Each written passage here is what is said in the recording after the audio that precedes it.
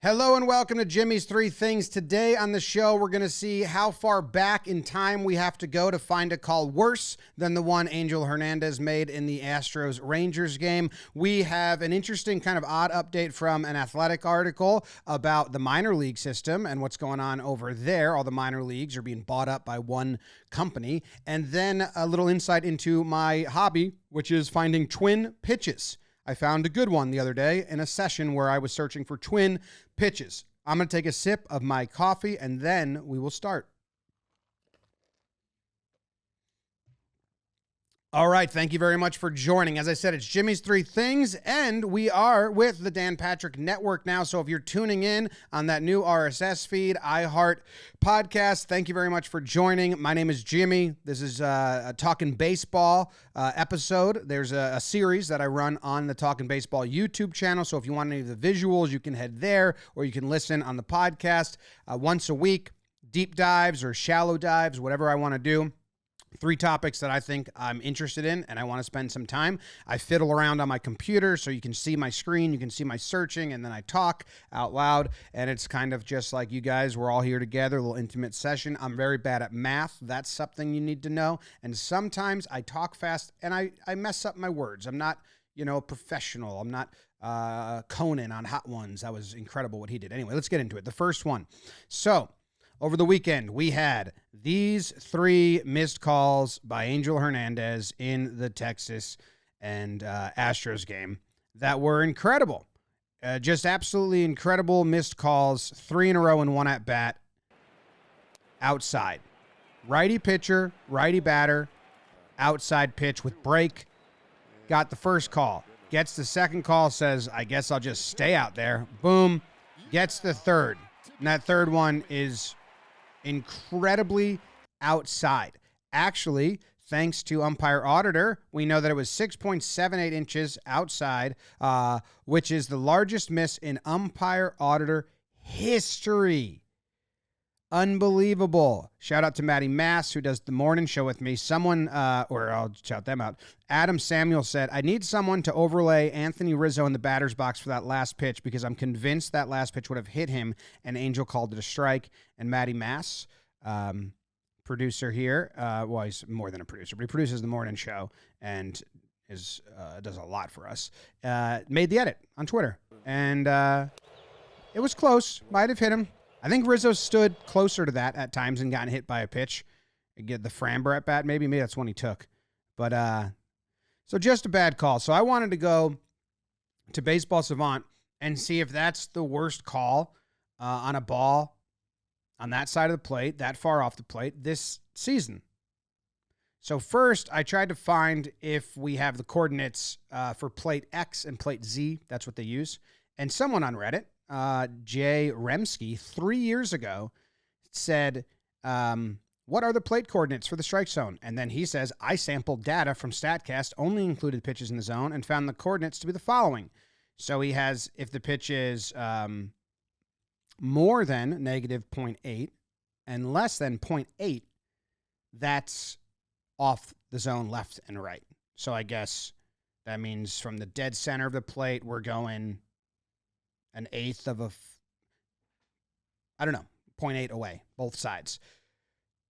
So I did that. So what I did was I went to Baseball Savant, okay, which I use a lot, and I searched for all called strikes in the season 2024 on pitches that were greater than or equal to 0.83. And what I did was I just took one pitcher at first to make sure I was on the right path. And I typed in Marcus Stroman. So he has 111 pitches. And then if I pitch chart it, because it's less data, so the pitch chart will populate quicker, you can see in the pitch chart that, yes, okay, we have the line. We're looking at all pitches off the plate. If you're a righty batter, it's away from you. So now I'm going to cancel it and not make it so it can be any pitcher at all and search. And we're going to change the included stats of the search to include plate X so we can toggle it by that. And then we're going to group the results by player and event. Someone in the comments last week let me know that that's how you do it so they don't take the average. So when we find the highest and lowest hit ball, when we come back to that, I know a better way to do it now, thanks to that person in the comments. I forget who you were. So this is populating all of them, and because I changed the parameters, it took away the plate X. So let me put that back in here. And that umpire auditor says that that's the most outside pitch called a strike. And here it is. JP France, the pitcher.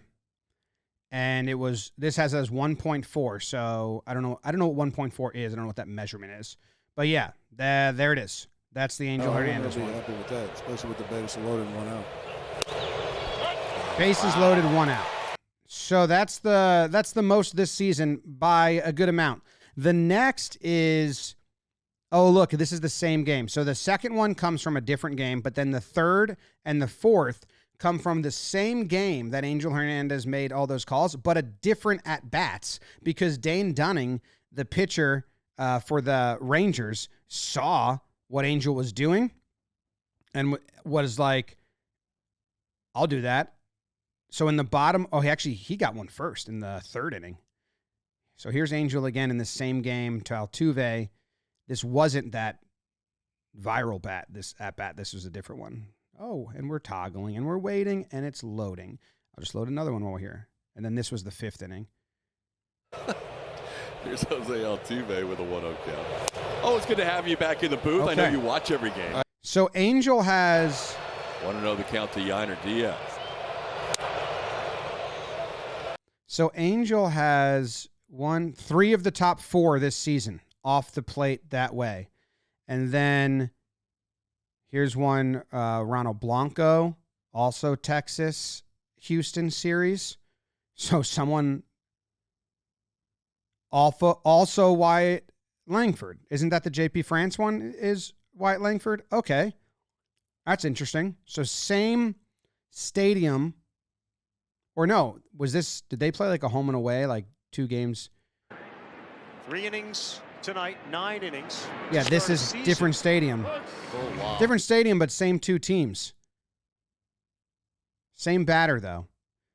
I do wonder if there's any of him reacting. I did a whole breakdown on this on like some batters, some umps call it on not the pitch, just all the surroundings, like the old school umps. And like he throws his hands at it. No, I don't know. You know what it is? I did a whole breakdown on this. Like if we click on any of these, let's see who this one is.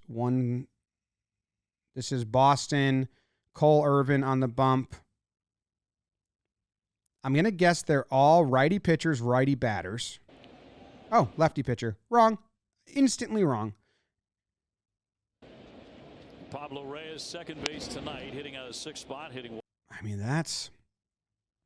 you understand a righty pitcher because the ball has to come across, at least from the body. This one's just never even there. I don't know what that ump's doing. Okay, so it's 1.14. Let's go back and include, now I'm going to change this to greater than 1 point. Angel Hernandez got 3 of the top 4, and the third one is 1.25. So I'm going to go 1.24. I'm going to see how many years do we have to go back where he gets beat. If I include 2023 in the search and up it just so it gives us less info, is Angel still the leader? Sort by plate X. Angel, no. Well, he could be the ump in any of these games. So a lot last year, which obviously is a bigger data size.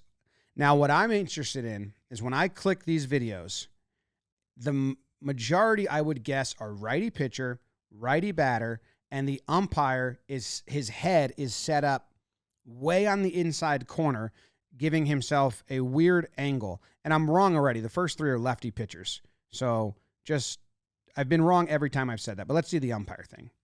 See where the umpire's head is. Because that's what starting pitchers have to figure out. These older umpires, and it's for safety, so you can't knock it too much. They were taught to put their head on the inside edge, no matter where the glove is. Oh, man, that's so off the plate.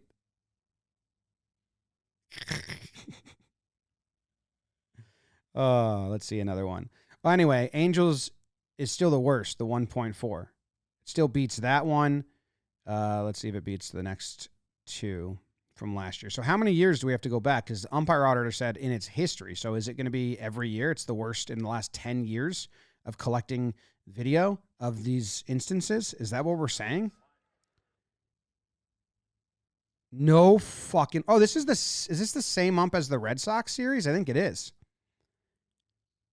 Look where his head is. No way that got called a strike. In a 2-run game in the bottom of the 8th inning? Who's this umpire? Let's go 2023, May 22nd, Miami, Colorado reference. This home plate umpire is Bruce Dreckman. I haven't heard that name, which means he's maybe not that bad. Oh, here's the guy. Here's CB Buckner. He is maybe the worst at this. Just awful. Look at his head.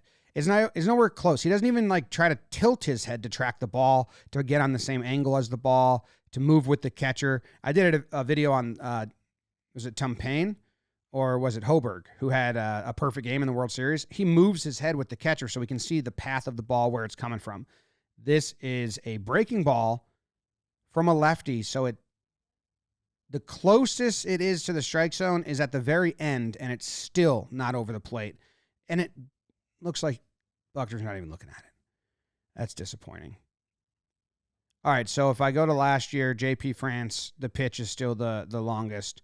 Let's just toggle this to 1.39, so it's only going to give us, and in the StatCast error, so I'm going back to 2015, pitches called that were across the plate at 1.39 or higher and were called a strike. We'll see if this pitch by Angel Hernandez is truly, according to Savant, the worst in the last whatever years. Oh, it doesn't. Okay, so there's been no way. Do these have video? Or are these wrong? This one says 4.45. I'm going to guess this is early hit tracks and not true. A game from 2016. And we have video. Stephen Piscotty. This has to be a blip. Yeah. I was going to ask you, Tim. So, like, Hit Track just didn't pick that up. It was kind of right down the middle. Now, this next one is 184. Could that really be that far off the plate? One off Givens. First and second. Nobody out. 7th inning. Goes after the first pitch. Home plate umpire in the check swing. He might have called that on the check swing, so I don't count that. All right, Luis Severino, 2016. Let's see this one. Yankees 2. Sandy had 4 RBIs Friday at Dodger Stadium.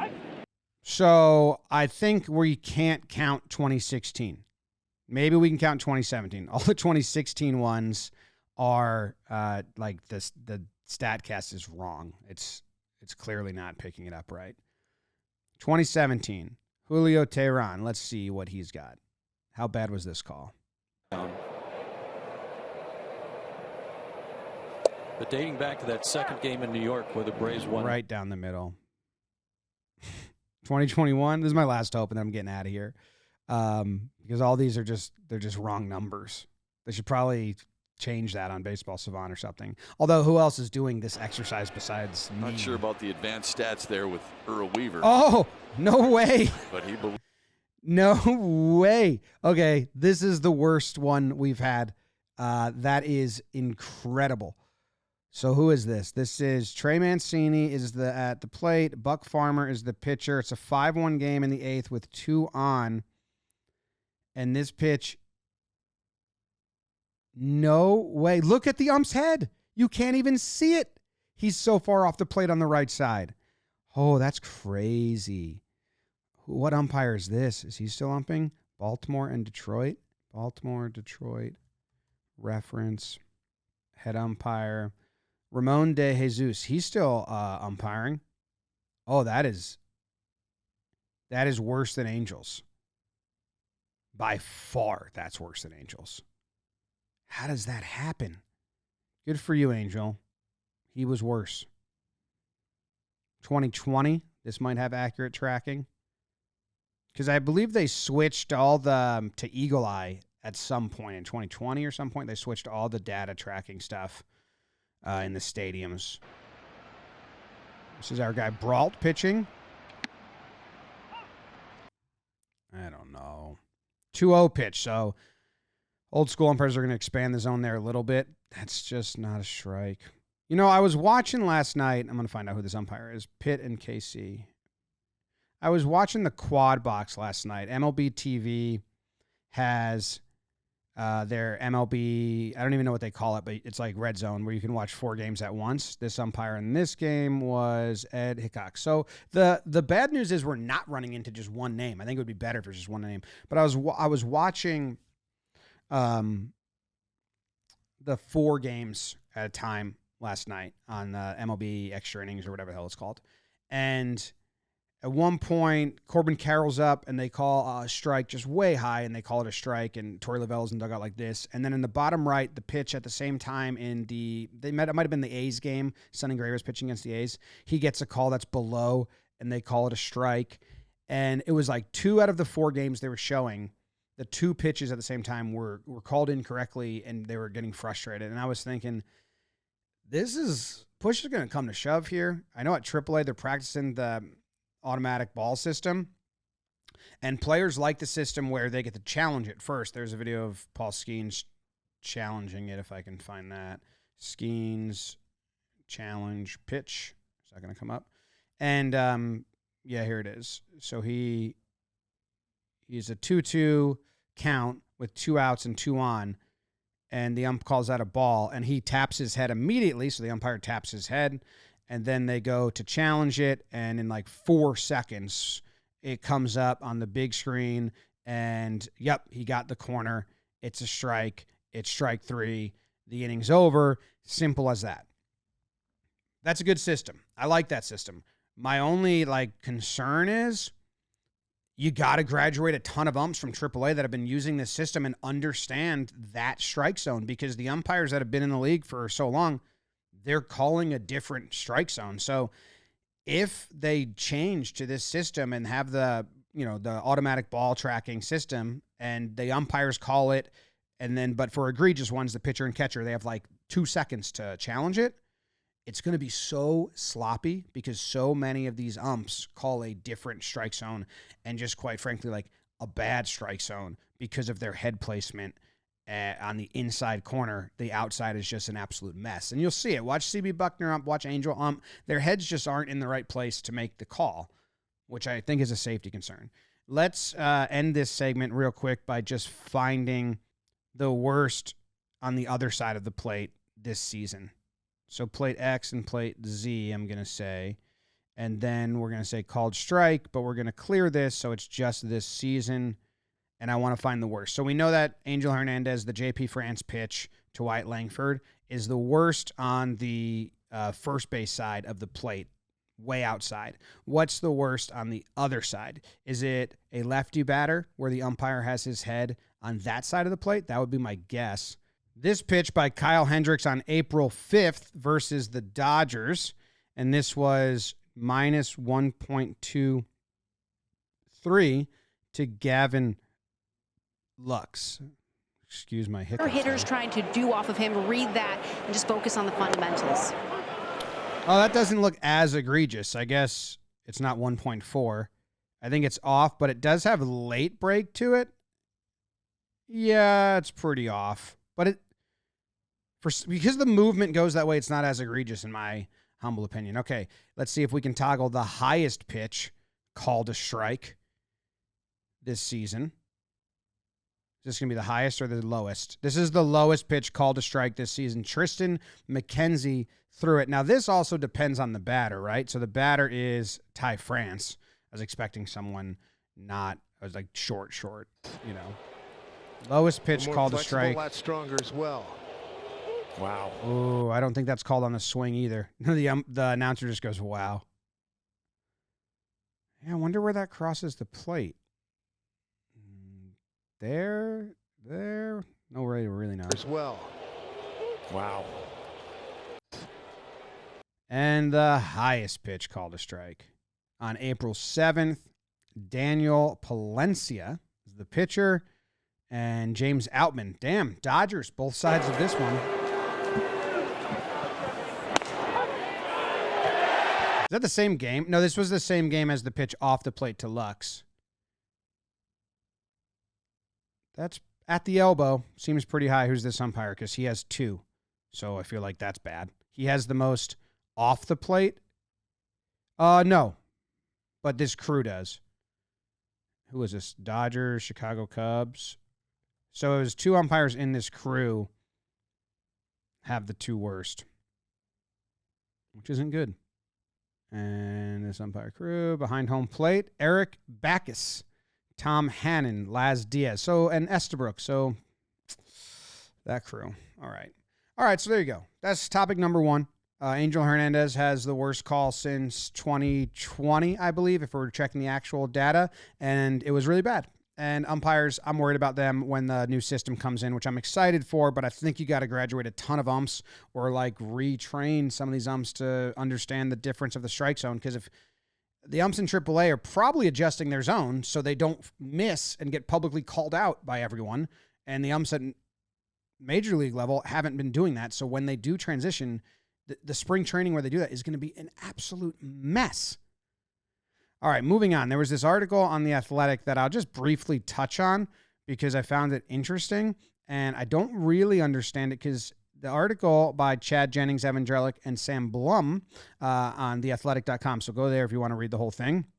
But there's this new group that's buying all the minor league teams. So when COVID happened, they revamped the minor league teams. They cut them in half, basically, which I know sucked because it put a lot of people out of jobs and it downsized it.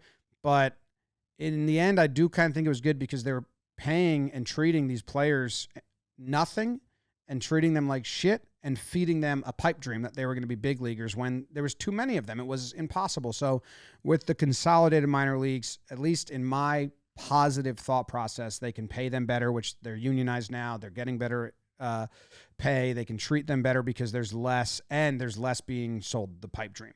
Because, the joke was you would sign one dude from the Dominican that you thought was going to be a major leaguer, and then you would sign 10 guys for him to play against and sell them all the same dream. Anyway, there's this group called Diamond Baseball Holdings, and they are aggressively buying like every minor league team. They now own 32 of the 120 affiliates, and they're aggressively in acquisition mode. To me, that's just scary because we're like monopolizing it or it's becoming a corporation and like franchising all the teams. So they're all going to look the same and feel the same when it's supposed to be such a local thing.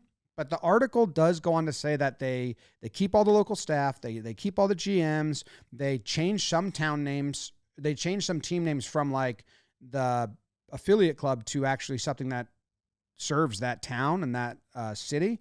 And they understand small towns. And like some other owners that own clubs said that no, it's been pretty good. They pay fair prices. They're actually helping out and doing better things for the stadiums and the ball clubs. So I'm not trying to sit here and say it's bad because the article gave to both sides of it, the good and then like the possibly bad. I just thought it was kind of fascinating that this is happening. I didn't know this was happening. And the map is kind of interesting. So this map in the last 4 years shows all the teams they've bought. They have all 4 A's affiliates, all 4 of them. And I believe they have all 3 of the Red Sox affiliates.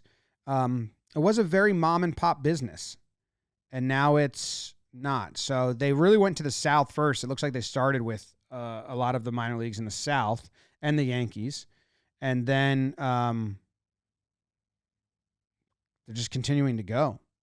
In 2023, they bought all over Midwest, Arizona, California. So, yeah, I mean, you can read the article and make up your own mind on it. I don't know. I don't know how I feel about it because I don't know if I'm smart enough to fully understand what it could mean down the future and what it can't. Apparently, they're very close to Manfred, and this there was one line about Little League where it kind of scared me, where it said, Commissioner Rob Manfred's One Baseball initiative seeks to put every aspect of the game under one umbrella, that of the major league team owners from Yankee Stadium to Little League World Series and all things in between. That's not good. That's not good. There needs to be some separation there. MLB can't own baseball as it is. Like, that's not good. You know, it's already weird that they own Rawlings, the company that makes their balls.